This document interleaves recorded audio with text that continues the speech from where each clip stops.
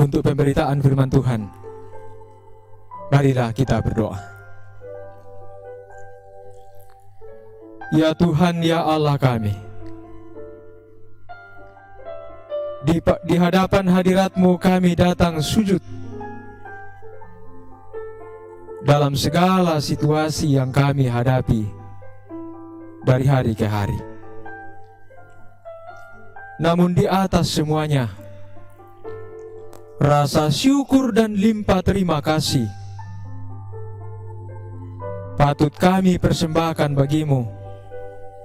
Oleh karena kasih-Mu dan oleh karena anugerah-Mu, kami masih boleh diberi kemungkinan untuk bersekutu dalam segala keterbatasan kami saat ini. Meskipun kami sedang berada di rumah kami masing-masing untuk beribadah kepada-Mu, namun kami yakin Tuhan hadir di setiap persekutuan kami pada hari Minggu ini. Pada saat ini Tuhan, bersama-sama kami mempersiapkan hati kami, bahkan keutuhan hidup kami, seumpama sebagai tanah yang subur untuk ditaburi benih-benih yang baik, yaitu firman kebenaran-Mu. Kuasa Roh Kudus-Mu kiranya menguasai hati, pikiran, dan kehidupan kami. Jauhkan daripada kami hal-hal yang dapat menghalangi pendengaran kami, hati kami untuk mendengarkan dan merenungkan firman-Mu. Pun hamba-Mu yang hendak memperkatakan firman-Mu ini, berilah hikmat, biarlah dapat berkata-kata sesuai dan seturut dengan kehendak-Mu. Juga para lektor yang mempersiapkan diri untuk membacakan firman-Mu, Tuhan berkati kami, biarlah firman-Mu ini tersampaikan dengan baik. Ampuni salah dan dosa kami Tuhan, layakkanlah kami untuk membuka, membaca, dan merenungkan firman-Mu. Kami siap sedia ya Allah untuk membuka, membaca, dan merenungkan firman-Mu. Bersabdalah kepada kami melalui hamba-Mu ini. Kami siap mendengar. Di dalam nama Tuhan Yesus Kristus, firman yang hidup, kami berdoa. Amin.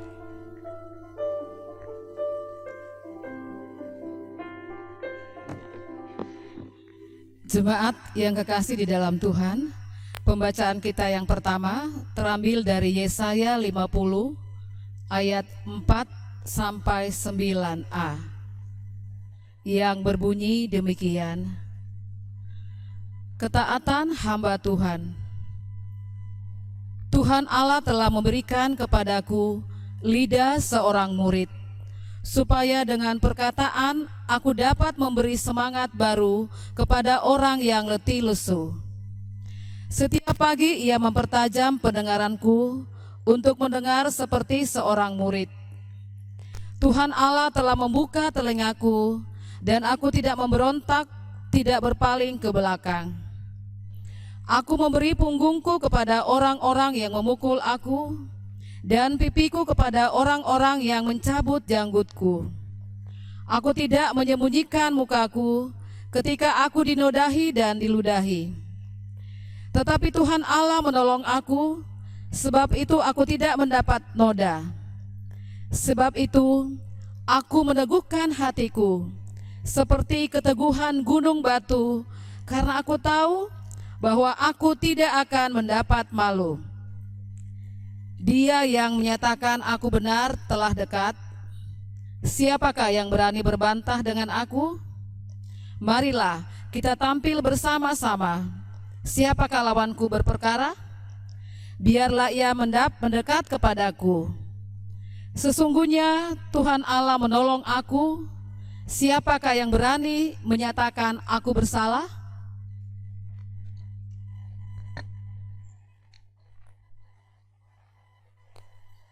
Sidang jemaat yang dikasihi Tuhan, pembacaan kita yang kedua diambil dari surat Paulus kepada jemaat di Filipi, pasal yang kedua ayatnya yang pertama sampai ayatnya yang ke-11.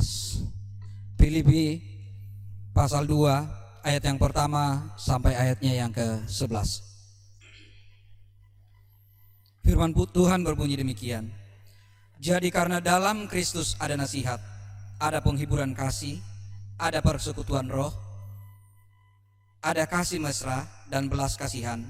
Karena itu sempurnakanlah sukacitaku dengan ini. Hendaklah kamu sehati sepikir, dalam satu kasih, satu jiwa, satu tujuan, dengan tidak mencari kepentingan sendiri atau puji-pujian yang sia-sia. Sebaliknya, hendaklah dengan rendah hati yang seorang menganggap yang lain lebih utama daripada dirinya sendiri. Dan janganlah tiap-tiap orang hanya memperhatikan kepentingannya sendiri, tetapi kepentingan orang lain juga. Hendaklah kamu dalam hidupmu bersama menaruh pikiran dan perasaan yang terdapat juga di dalam Kristus Yesus, yang walaupun dalam rupa Allah tidak menganggap kesetaraan dengan Allah itu sebagai milik yang harus dipertahankan, melainkan telah mengosongkan dirinya sendiri dan mengambil rupa seorang hamba dan menjadi sama dengan manusia. Dan dalam keadaan sebagai manusia, ia telah merendahkan dirinya dan taat sampai mati, bahkan sampai mati di kayu salib. Itulah sebabnya Allah sangat meninggikan dia dan mengaruniakan kepadanya nama di atas segala nama, supaya dalam nama Yesus bertekuk lutut segala yang ada di langit dan yang ada di atas bumi dan yang ada di bawah bumi, dan segala lidah mengaku Yesus Kristus adalah Tuhan, bagi kemuliaan Allah Bapa. Demikian firman Tuhan. Saudara-saudara yang kekasih, marilah bangkit berdiri. Kita mendengarkan firman Tuhan dari kitab Injil.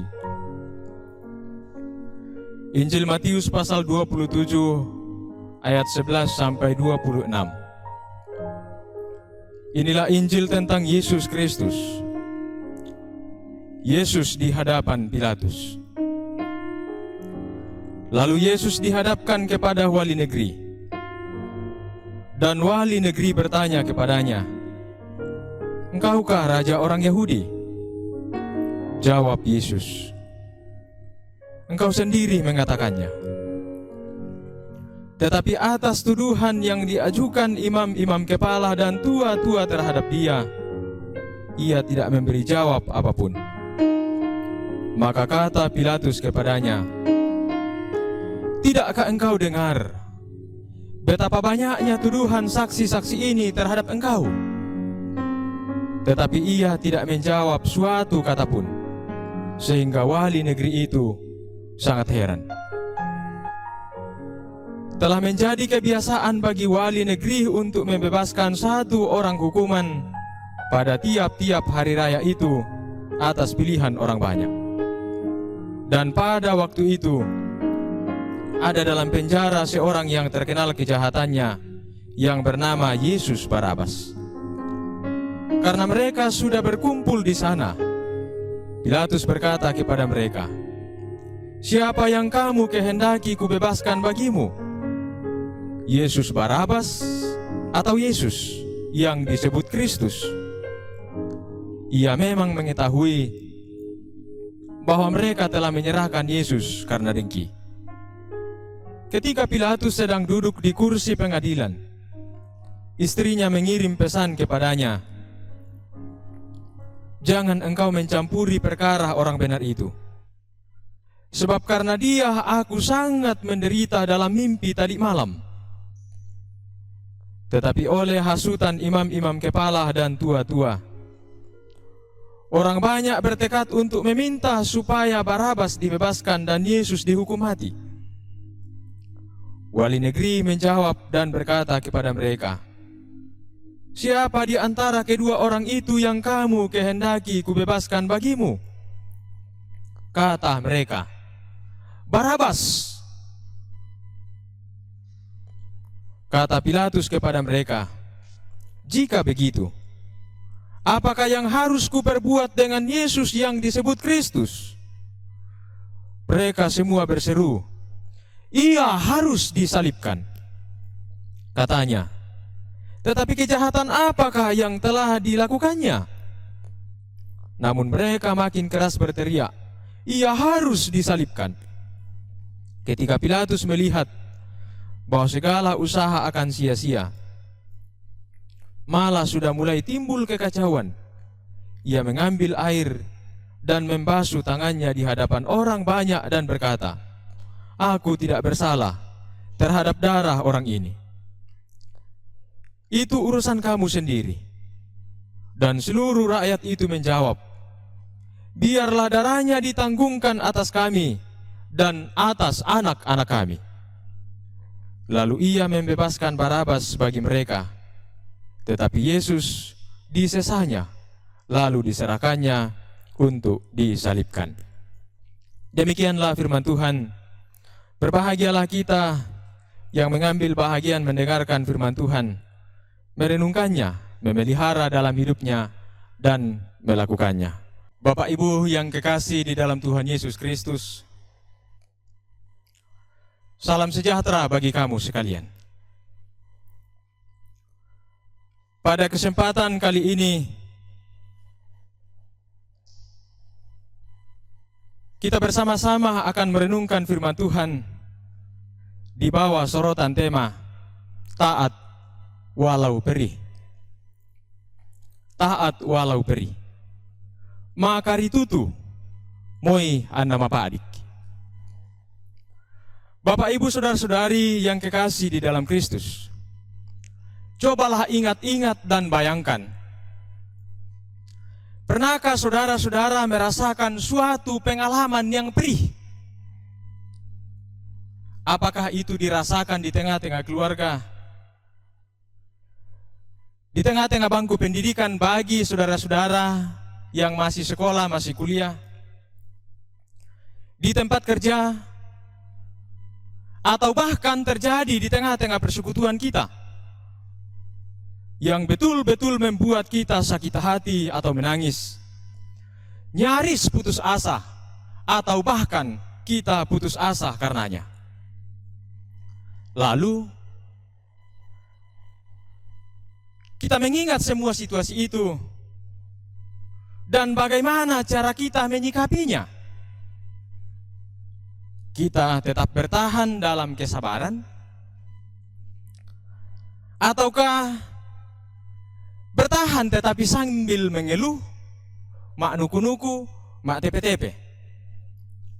Ataukah bahkan kita meninggalkan tempat itu, lalu pergi mencari suasana lain yang bisa menjawab keinginan kita dan kenyamanan kita? Saudara-saudara yang kekasih,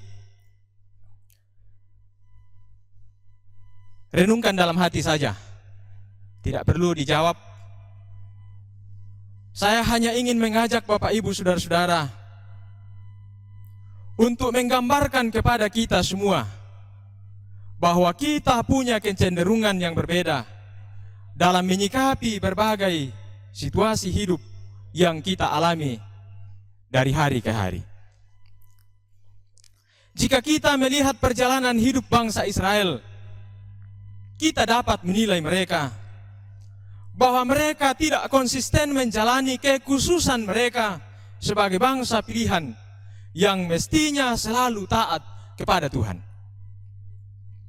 Namun ketaatan mereka kadang-kadang ditentukan oleh situasi. Taat saat mereka merasa kenyang, dan mereka memberontak saat lapar. Itu terus-menerus yang terjadi saat mereka dalam perjalanan menuju Kanaan, tanah perjanjian. Tetapi saat mereka sudah beranak cucu di tanah Kanaan, situasi justru berubah. Mereka justru tidak taat seketika mereka sudah sedang menikmati keadaan negeri yang berlimpah susu dan madunya. Mereka justru tidak taat seketika mereka sudah sedang menikmati keadaan negeri yang berlimpah susu dan madunya. Bahkan para pemimpin-pemimpin mereka berpaling dari Allah dan terjebak pada berbagai bentuk penyembahan-penyembahan berhala. Para nabi diutus oleh Tuhan ke tengah-tengah mereka silih berganti untuk menegur mereka bahkan untuk bernubuat kepada mereka, memberitahukan kepada mereka tentang kehancuran mereka apabila mereka terus-menerus hidup dalam suasana ketidaktaatan seperti itu. Termasuk Yesaya yang diutus oleh Tuhan hadir di tengah-tengah bangsa itu, memberitakan firman Tuhan dan bernubuat tentang kehancuran mereka di kemudian hari. Namun apa yang terjadi?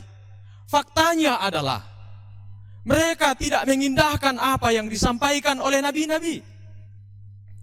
Dalam ketidaktaatan bangsa Israel,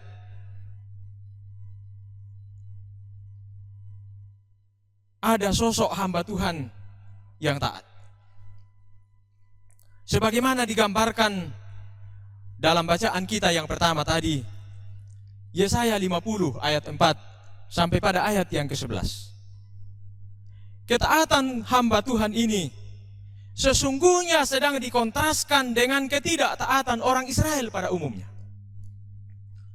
Ketaatan seorang hamba Tuhan ini sesungguhnya sedang dikontraskan pada ketidaktaatan orang Israel pada umumnya. Lalu Bapak Ibu saudara-saudara yang kekasih di dalam Tuhan, kita sedang berada pada posisi mana? Kita sedang seperti orang Israel yang menikmati kenyamanan diri sendiri meski dalam ketidaktaatan kepada Tuhan? Ataukah kita seperti seorang hamba itu yang selalu taat,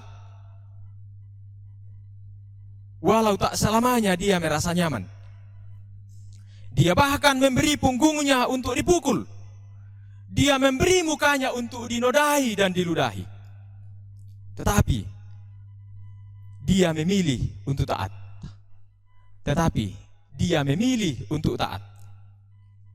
Mengapa? Dia lebih memilih untuk taat meski dalam situasi yang tidak memungkinkan bagi dia untuk taat sekalipun. Ayat 7 sampai ayat yang ke-9, atas dasar keyakinannya bahwa dia yakin Tuhan akan menolong dan terus meneguhkan dia. Saudara-saudara yang kekasih, sikap seperti hamba Tuhan inilah yang mesti menjadi teladan bagi kita untuk membangun spiritualitas ketaatan kita kepada Tuhan. Tetapi sayangnya, mungkin jarang di antara kita memilih jalan itu. Kita sering dirongrong oleh keinginan dan kenyamanan kita sendiri. Kita tidak mau menerima manakala yang terjadi tidak sesuai dengan selera kita. Kita mulai bertanya. Mengapa di tengah hidup keberimanan kita senantiasa taat kepada Tuhan? Datang silih berganti masalah. Bahkan berbagai penyakit menular muncul dan menakutkan hadir di tengah-tengah kehidupan sebagaimana yang sedang kita alami saat ini. Jika Tuhan ada, kenapa Dia mengizinkan penyakit itu hadir di tengah-tengah umatnya? Kita lupa bahwa kita sering menyanyikan lagu ini.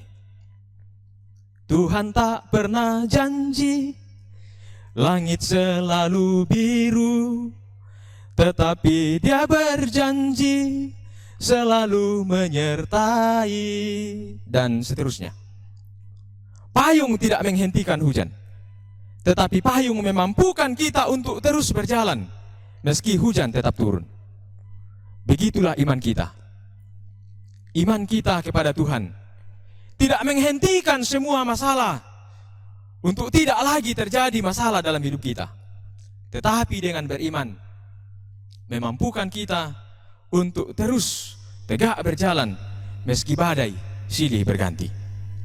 Saudaraku yang kekasih, tentu kita tahu tentang semua itu. Kita sadar banyak problem dalam hidup kita. Kita sadar banyak masalah yang akan kita jumpai.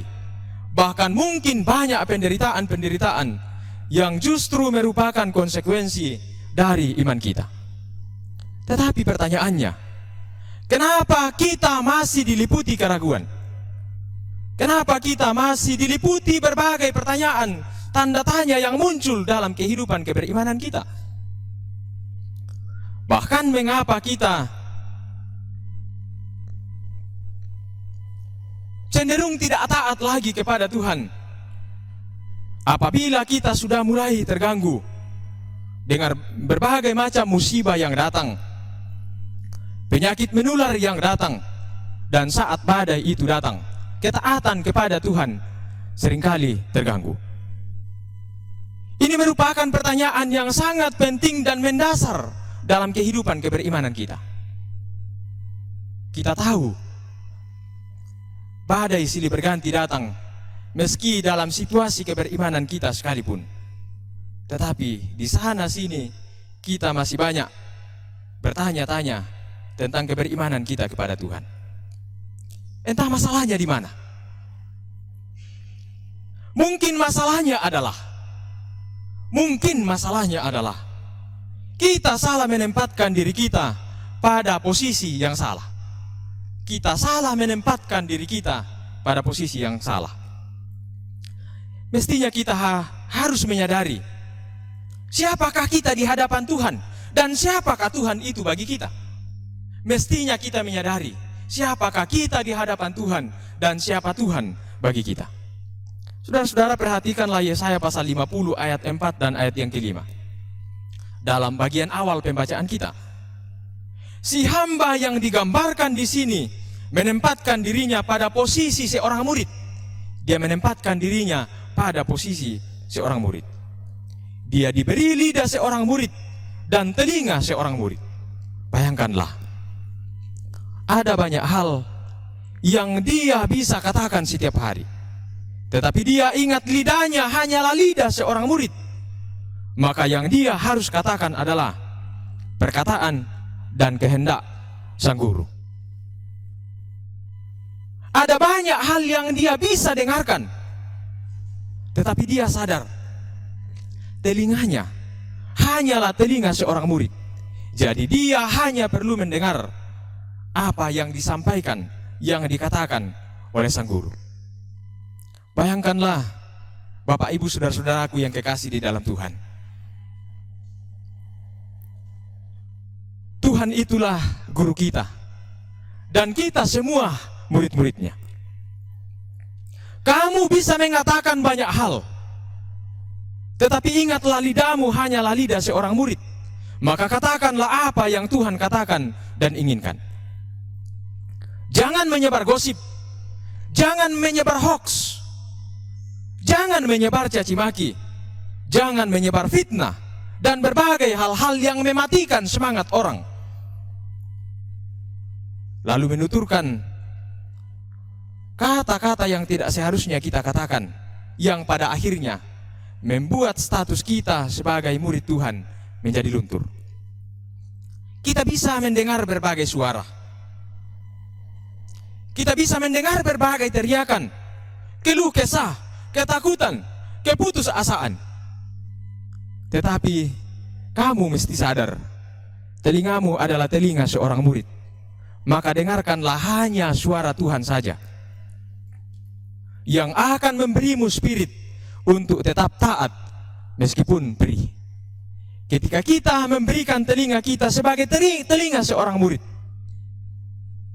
dan kita hanya mendengarkan suara Tuhan saja, itulah yang akan memberi kita spirit untuk tetap taat meskipun perih. Sesungguhnya gambaran tentang hamba yang taat ini adalah manifestasi dari kehadiran Yesus Kristus. Bayangkanlah dalam pembacaan kita dalam Injil tadi, kisah menjelang penyaliban membuktikan hal ini. Matius 27 ayat 11 sampai 26. Kristus diam walaupun dihina. Dia diam walaupun dicela, difitnah, dianiaya, dan bahkan dibunuh. Meskipun dia bisa mengatakan berbagai pembelaan, dan dia bisa punya kuasa dan kekuatan untuk melawan dan melakukan pemberontakan, tetapi dia sadar dia sedang menjalankan kehendak Bapa. Maka seperti apapun dia merasakan berbagai situasi yang perih dalam hidupnya, dia memilih untuk taat. Lalu apa yang harus kita lakukan Bapak Ibu Saudara-saudara? Dalam berbagai situasi hidup yang menggelisahkan kita, yang membuat kita menderita, yang membuat kita panik, yang membuat kita diliputi berbagai ketakutan, yang silih berganti, kadang-kadang tiada henti. Paulus menasihati kita melalui suratnya kepada jemaat di Filipi pasal 2 ayat 1 sampai 11. Agar kita menjadikan Kristus sebagai model yang padanya kita mesti belajar. Kristus sebagai model yang kepadanya kita mesti belajar. Dia adalah guru kita.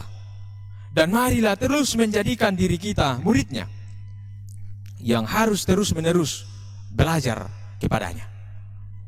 Saudaraku yang kekasih, kita tidak pernah luput dari berbagai situasi yang memilukan, yang silih berganti. Meski kita punya banyak pilihan untuk menghindar, kita punya banyak pilihan untuk mencari tempat-tempat lain, situasi-situasi lain, untuk mengikuti gaya hidup kita yang akan menyenangkan kita, sesuai dengan selera kita. Tetapi saudara-saudaraku yang kekasih di dalam Tuhan, dalam nama Tuhan kita Yesus Kristus yang telah mengasihi kita dengan kasih yang tiada taranya, saya menasihatkan saudara-saudara, pilihlah untuk taat. Sekali lagi, dalam berbagai situasi hidup yang kita jalani, di dalam nama Tuhan kita Yesus Kristus yang telah mengasihi kita dengan kasih yang tiada taranya, saya menasihatkan kamu saudara-saudaraku, pilihlah untuk taat.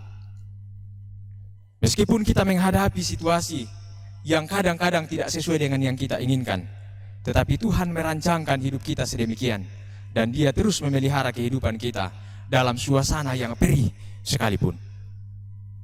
Kuatkan dan teguhkanlah hatimu. Tuhan memelihara kamu sekalian dalam berbagai situasi yang kita hadapi hari demi hari. Salam kasih, Tuhan memberkati. Amin.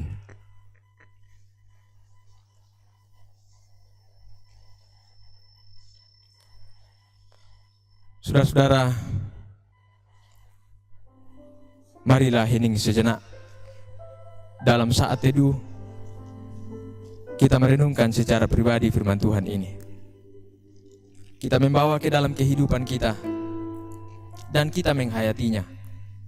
Mungkin banyak situasi yang kita telah alami dalam hidup, yang telah membuat kita bersikap tidak taat kepada Tuhan.